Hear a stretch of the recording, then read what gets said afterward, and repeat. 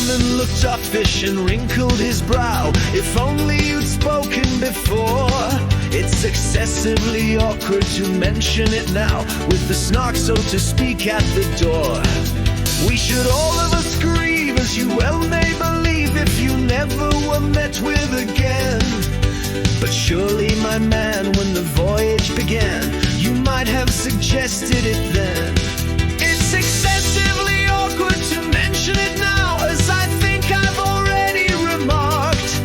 And the man they called High replied with a sigh, I informed you the day we embarked.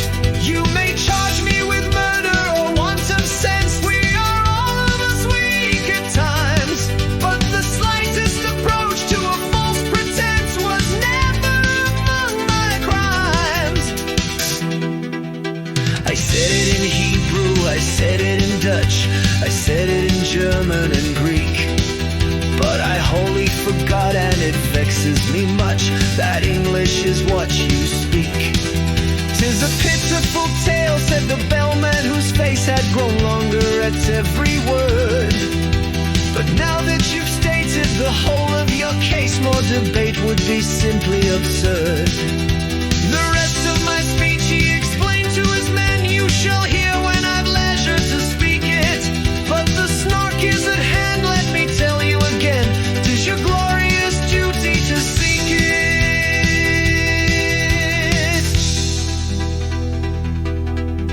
To seek it with thimbles, to seek it with care, to pursue it with force and hope, to threaten its life with a railway share, to charm it with smiles and soap.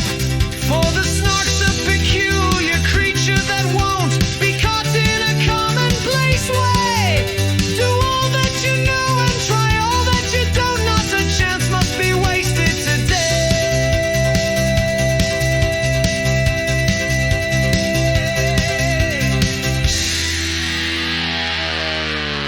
For England expects I forbid to proceed, 'tis a maxim tremendous but trite, and you'd best be unpacking the things that you need to rig yourselves out for the fight.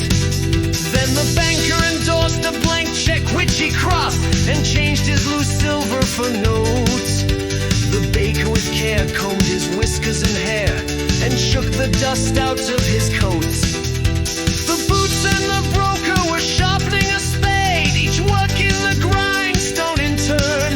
But the beaver went on making lace and displayed no interest in the concern.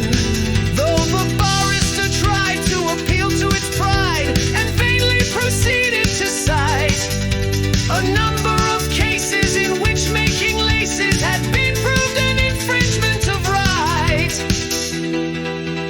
The maker of bonnets ferociously planned a novel arrangement of bows, while the billiard marker with quivering hand was chalking the tip of his nose.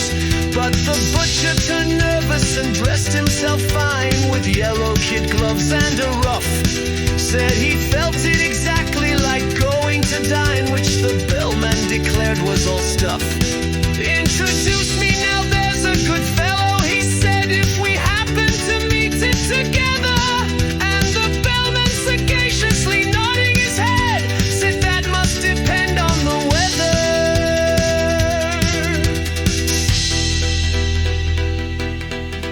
The beaver went simply galumsing about at seeing the butcher so shy, and even the baker, though stupid and stout, made an effort to wink with one eye.